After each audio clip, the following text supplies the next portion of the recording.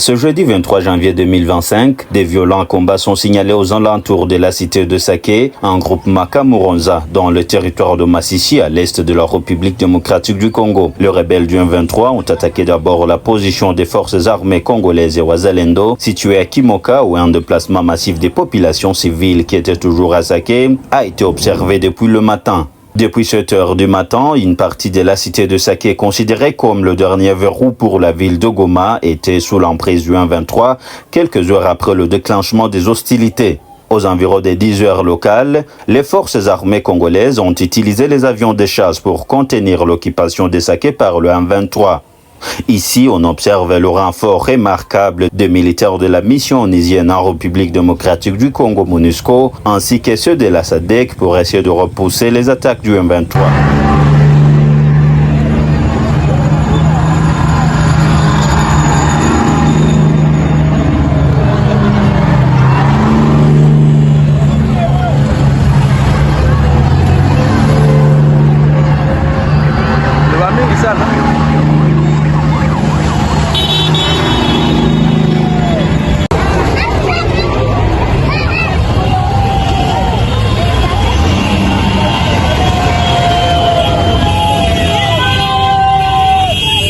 La présence du gouverneur militaire du Nord Kivu, le général-major Peter Chirimwami-Nkuba, a renforcé le moral des éléments FARDC Wazalendo qui ont réussi à repousser les menaces du M23 sur la ville de Goma. Il faut signaler que le M23 est repoussé de la cité stratégique de Sake et les forces armées congolaises contrôlent maintenant la cité de Sake et Mubambiro. Pendant ce temps, une panique générale a été observée dans les chefs des populations civiles au chef-lieu de la province Nord Kivu, craignant soit l'entrée du M23 dans la ville de Goma. Des écoles, des boutiques et plusieurs autres activités sont restées fermées tout l'avant-midi de ce jeudi 23 janvier 2025.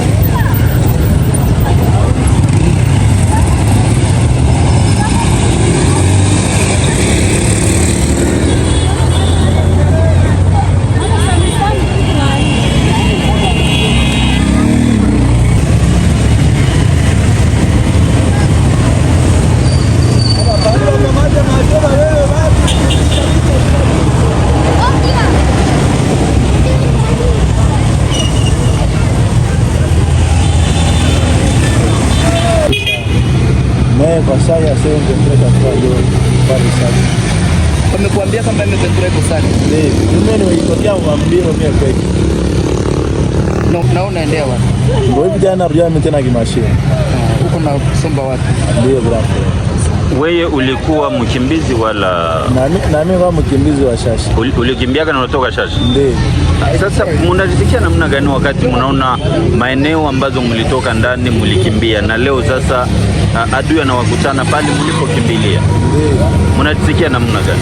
Hatujisikia mzuri tu kwa sasa tu naona debu tulikimbiaga kutoka Shasha kufika mnivo ya hapa tuko naenda ona wane mtanje tu mshe. Mtanje wale tulikimbiaga nyinyi tena tukutana hapo tena kwa namna gani? Sisi tulikimbiaga depuis mwezi ya pili leseti tukatoka Sake. Tukimbilia pa Mugunga kusepani. Kisha tunaanza sikia tena Sake tena sasa leo kumekuwa tombea. Sasa tena wameweka mata kwa ndio tunashidula. Tunakimbilia hata kurejea Goma. Kama tutakufa tutapona, naomba tukufie kwa yeye kurejea ya Goma. Unasikia woga? Basi sisi kwa sasa sikia woga papa. Basi nao shimashine. Hapa Mugunga tunaishi yako, hatukulaki hatupataka kukula. Na ati hivi kisi tunakimbia hatuna vya kupatia na watoto wenyewe wetu tunakimbia nao. Tunakimbia tu hivi na kwa hiyo tunaenda hatuweza tunaenda fikia wapi? Na kama tutafikia nje, hatafikia kwa masomo. Ile ni kazi ya Mungu. Maana tunaenda tu basi. Asante. Sasa mama, unaomba nini kwa viongozi? Viongozi wafanye nini? Viongozi ingelikuwa heri omba viongozi watusaidie. Sio tunafikia mwisho papa. Mama, uko na watoto hauna woga wote? Niko na boga basi naoji mashine kutoka ndipo tunatokea Sake depuis ile seti ya mwaka jana tunaenda maliza mwaka hapa Mugunga. Chakula yenyewe hatupataki, maji tu nyoto watu tunapata. Chakula hatupate na hivi kitu tunakimbia hatuna vya kupatia watoto munjia. Tunaenda mpaka kama tutarudishia Goma, kama tutaishia wapi? Meko ya miguru itaishia na tutachokea ndio tutarudilia. Pole sana. Woga tuko nabo papa. Kona tuko njala, hakuna kwa tunaenda, hakuna tutafikia, hatuna makuta, hatuna chochote. Pole sana mama. Ndio papa. Haleluya. Nde musore. Ambara neza. Betaka beba. Nipande sandrino. Magawiri. Iwogo. Nde musore. Ambara neza. Betaka beba. Nipande janvier. Magawiri. Iwogo. Ele mana.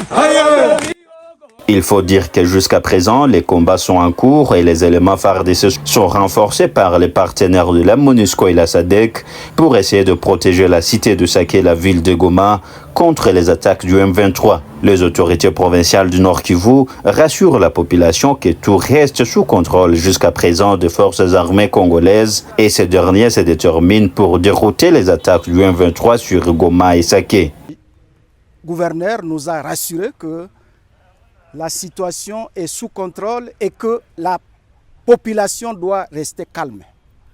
Nous lui avons posé plusieurs questions sur cette situation sécuritaire et nous demandons à la population, surtout de Goma, où il y a beaucoup d'intox. Nous demandons que la population ne puisse pas céder à l'intoxication des ennemis.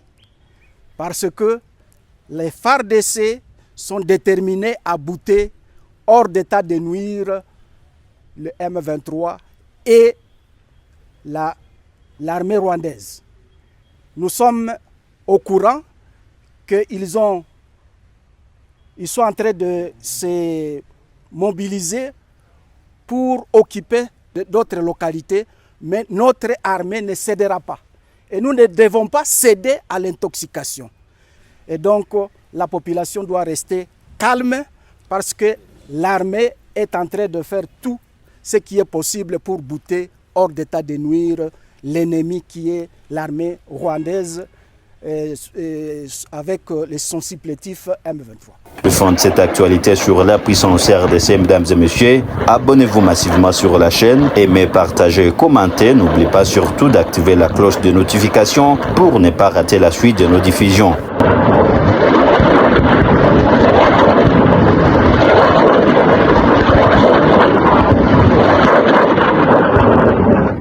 Normal. Tupambane vijana. Tupambane vijana. Tupambane vijana. Tupambane vijana. Tupambane vijana. Tupambane vijana.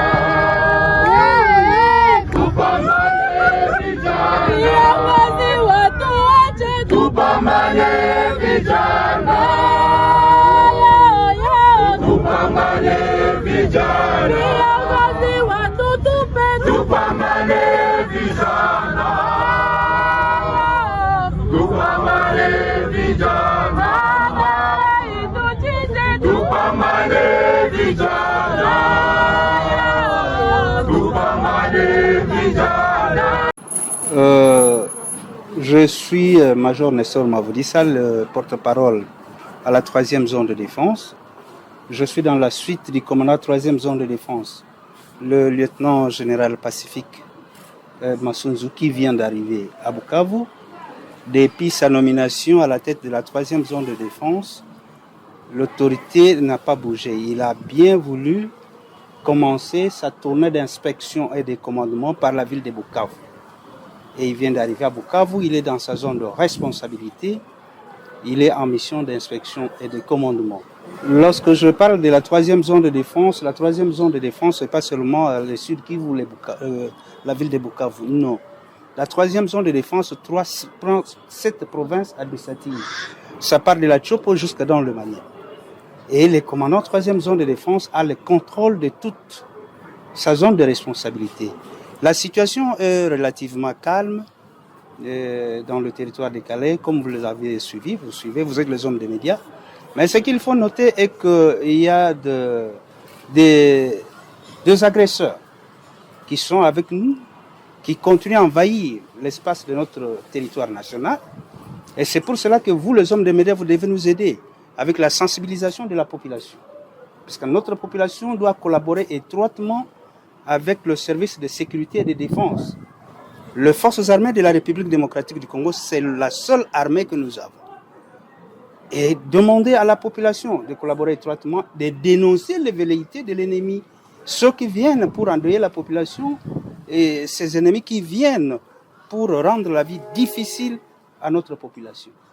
Et nous vous rassurons que d'un moment à l'autre, toutes les batteries sont déjà mises en marche pour que la paix soit restaurée et l'autorité de l'État soit restaurée dans toutes les provinces, dans toute la zone de la 3e zone de défense. La présence des éléments de l'M23 se trouve bel et bien sur le sol congolais.